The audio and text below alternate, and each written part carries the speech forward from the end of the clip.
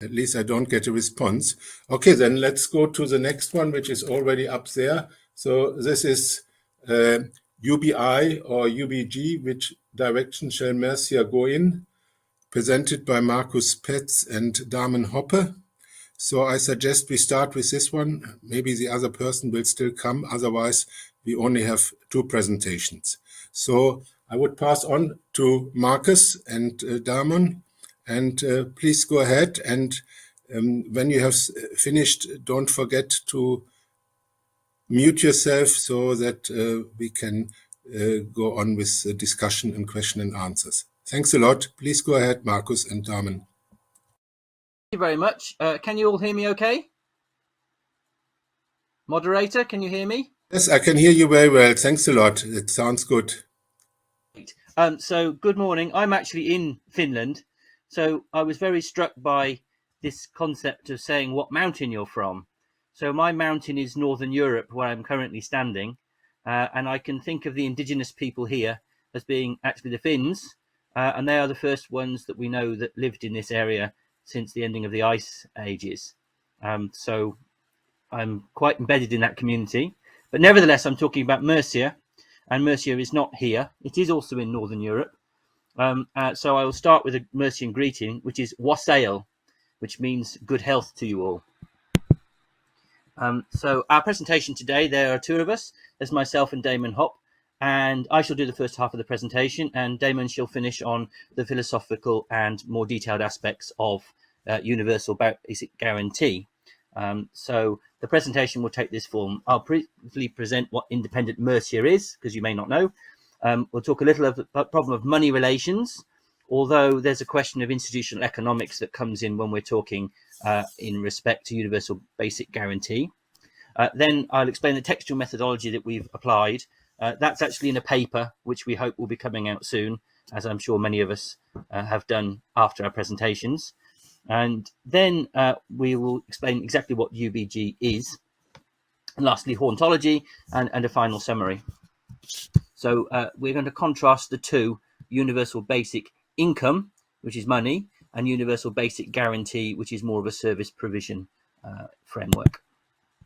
So Mercia is an ancient Anglo-Saxon kingdom, which still exists in some ways. And we had a declaration of independence in 2003, where we reasserted our independence. I could say we're an ancient Anglo-Saxon kingdom, and that's about 1,500 years old. But the modern Mercian movement is a revivalist movement, which is some say has got echoes from long past, and some say is a more recent rediscovery of our heritage. So what we're aiming for is a cooperative community. And so we work cooperatively in what's called the Acting Witan, which is the government of Mercia, from those of us who declared independence. And I'm one of those members, as is Damon. We also have an organic democracy, so it's consensus based. So our process for producing this was done by consulting other people, making it very clear that it's Damon and my opinions, and allowing members of the Acting Witan and any other Mercians to comment on the presentation and what we're saying and talk about the service. We also believe very strongly in ecological balance. So I noticed that many of the UBI talks focus very much on the human element. And we're also keen to make sure that we consider the natural world and that we're placed within that natural world. We're a clear part of it. You can see there a map that shows within Britain where Mercia is. So it's roughly the Midlands.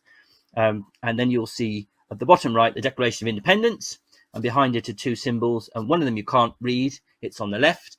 And that's the one above. And that is the Odal rune of Mercia. So the first characters that English were written in were runes. So we took that rune, which signifies heritage and history, and it's definitely not fascist. It's just very much part of the culture and history that we had. So that was something that was taken a while ago. So that's Mercia.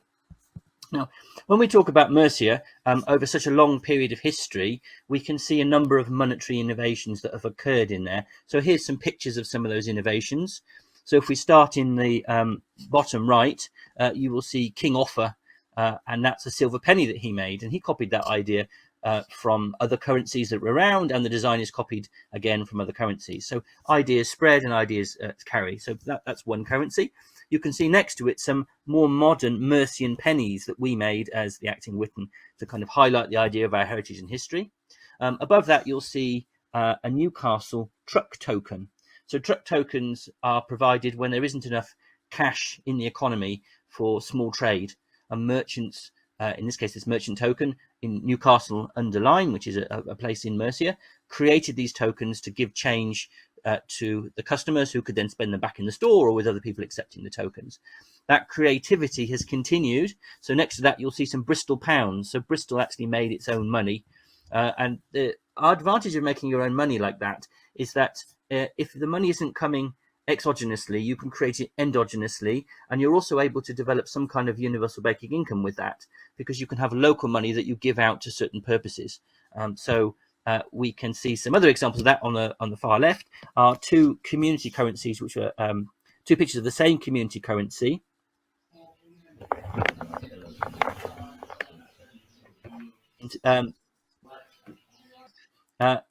Is currently produced, and it allows people to trade, and they call it POTS because it's in the Staffordshire. So here's some of the monetary innovations we have. And lastly, there is the Newark siege piece. So the King of England at the time in the Civil War could not get money, so he made his only with those siege pieces. I'm getting some interference from another talk here. I'm sorry about that. Sorry, Billy, please go on mute. Put your microphone on mute because you're disturbing the presentation at the moment. Thank you. The issue with all of those currencies is that they're all related to money relations. So there are two predominant theories around money. The first is the neutral money theory, which is advocated by Milton Friedman. He's perhaps the most famous proponent, although Austrian economists also to some extent, and probably Ayn Rand would have some sympathy with that view. And this is that money is merely a tool or an instrument, and it doesn't represent anything else. And the counter view is more of an institutional economics view, which Eleanor Ostrom and her idea of the commons is perhaps the strongest proponent that we would know of. And there, the idea is the kind of money and the form of money that's introduced, and the framing of that money done by a monetary community, a community of use, shapes the relations and what happens in the wider society. So we're quite conscious of that, and the conclusion would be that money is not neutral. We come down on the institutional economic side. It is very much ideological, and it transforms the social and economic relations. So when we introduce any money, we have to be very conscious what we're actually doing to the society. So we've been consciously looking, if I looked at the previous slide, each of these monies have a different concept around them. So King Offa has obviously got a lot of power. Bristol Pound is very local. The Merchants is very much business focused, and so on. You can go on with that with many kinds of money. So we must bear this in mind when we think about the money relations with a cash injection versus a more social orientation. So I'm going to hand over to my co-presenter now, Damon. So if Damon's there, can you please come in?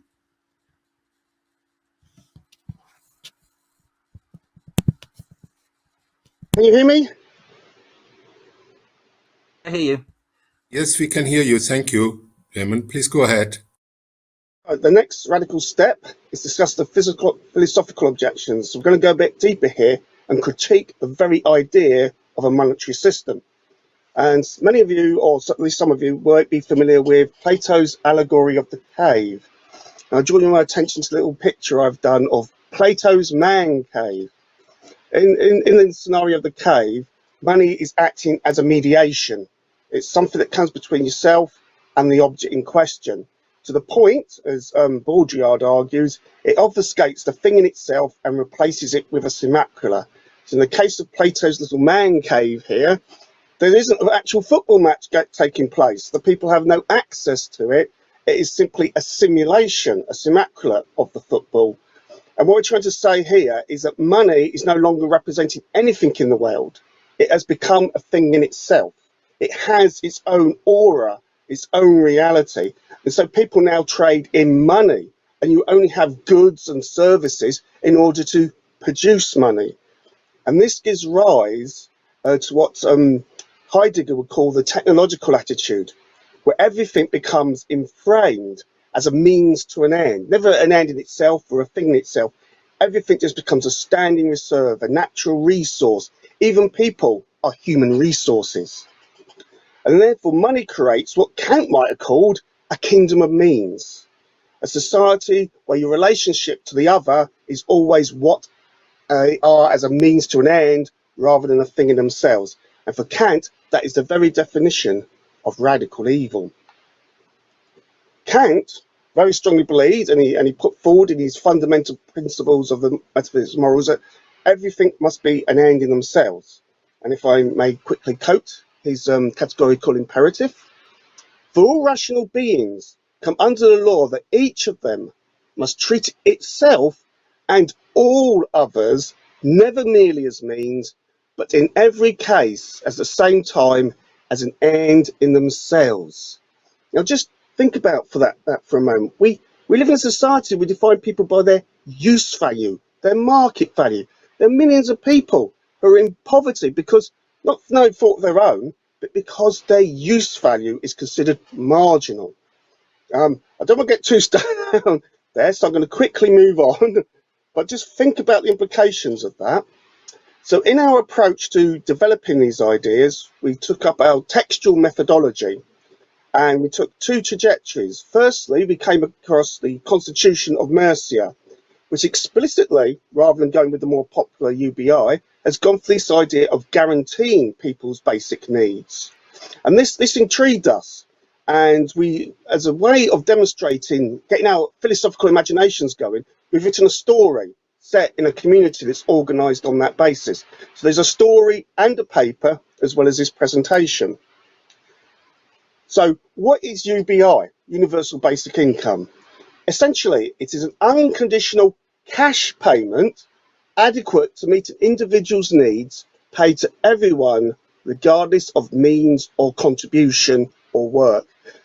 I emphasise adequate because I'm aware there are some people on the right who see this as a means of dismantling the welfare state by giving what we would consider to be a derisory amount of money. People like Charles Murray, for example, and other libertarians, and they're basically using UBI to argue for the elimination of welfare in our societies. So you've now got a movement of people who want to campaign against UBI because they see it about making poverty worse. Okay. So coming back to our textual analysis, we drifted from the Constitution of Mercia.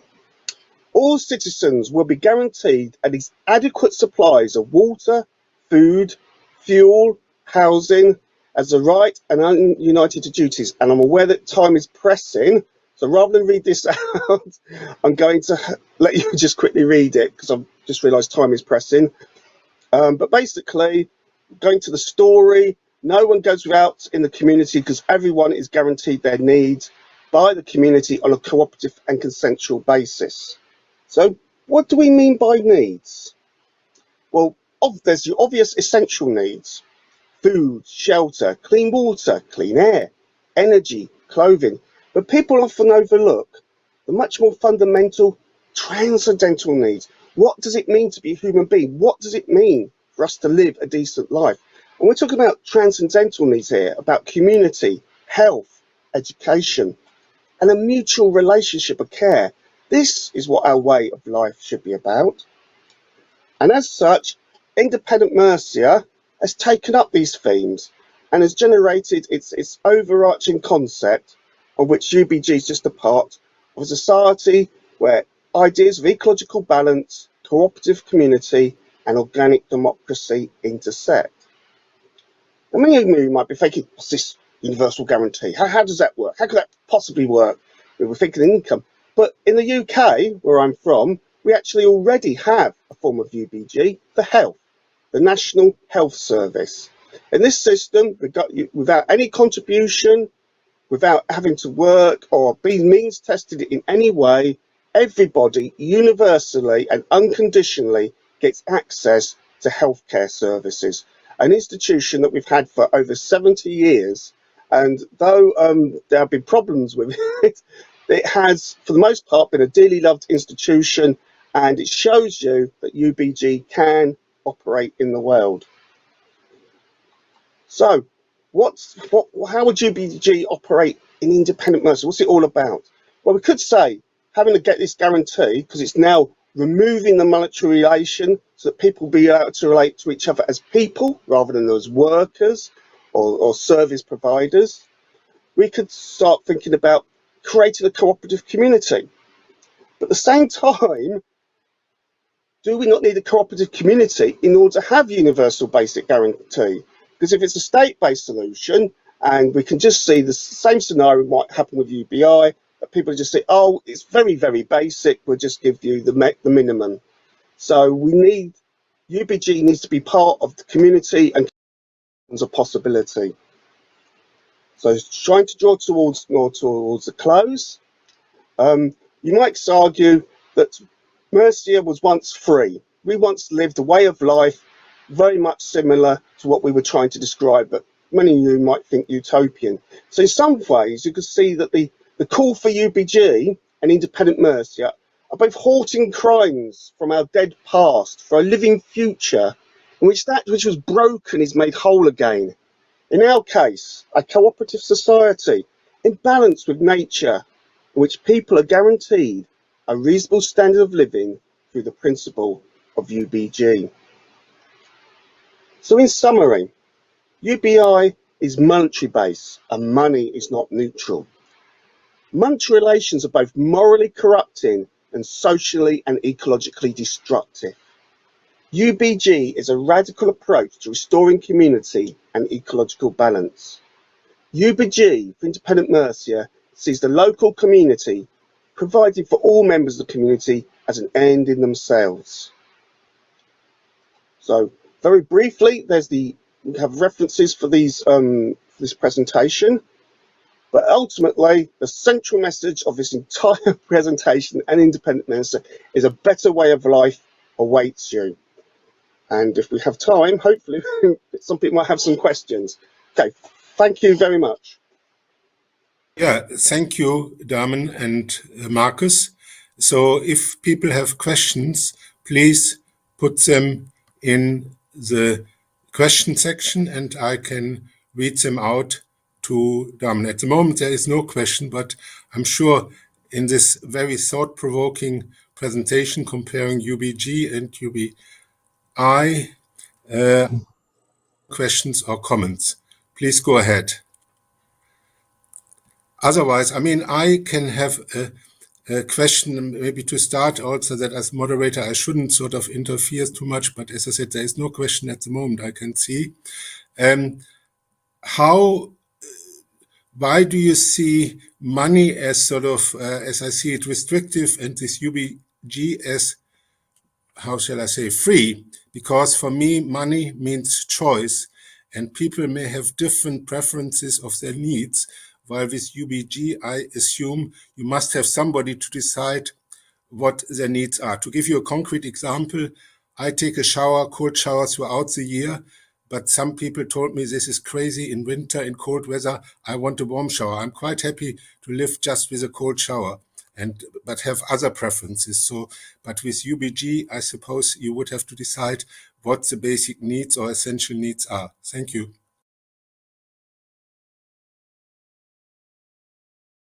Okay, essentially, with having an income, you have an illusion of choice. You go out and you see like several packets of food, but they're all junk food. So it's about guaranteeing what people really need. So a choice between various bad options isn't really a virtue in itself. So then the next question comes, well, how are we going to make sure people get the needs that they want satisfying rather than just what some arbitrary person wants? And that is why we felt community is most definitely the condition of possibility, in that the whole community would come together on a consensus decision-making basis, decide how those needs may be met, and they'll be met on an individual basis. So one person may, like yourself, be quite happy to have cold showers, but someone else would feel very strongly that they would like to have a warm shower. And so we would provide for both possibilities. And that's the idea. By working in the community, remember that everybody's in the end in themselves. That's the important point. You can't just say, oh, make do with this. It's got to be tailored to that person's individual needs. And it's an obligation on everyone in the community to ensure that happens. So UBG, we see only working effectively in a community basis. So it's talking about very small scale, local production for local needs type scenario, rather than a big statish nationwide scenario. Marcus, do you have anything to add? Oh, I think that's quite right. As I talked about in the presentation, there's different money relations. So UBI can and has been implemented by using those money relations. For example, cards that can only be spent in certain places, or restrictive bank access requirements. So UBI can also be quite restrictive, and the issue that people say with UBI is, well, will we get leakage? Will money be spent on drugs and drink? Or will it be doing these other negative things? But with UBG, because it's a community agreement, it's much harder to have that, because the needs are not there to have that leakage. So if it's a very hard system, it could be very paternalistic, and then it could be problematic in the way that communism is, for example, in North Korea. But we don't see that, because we see an organic democracy, so it's fully participative. And we actually do that within Mercia. So people are on the acting written, anybody can come to the meetings, anybody can start to be involved. And then the whole system of democracy works that with people can be removed pretty quickly. Not like representative democracy, it's participative democracy. Okay, thank you, Marcus, and thank you, Damen. I have no questions, so I think it was very thought-provoking and stimulating. I think there's a lot of probably thinking going on, but there are no questions, so I would suggest that we end this presentation here, because we, as I said, we are almost also out of time, and we start with the next presentation. So thanks again for you for your presentation, and I would now ask, is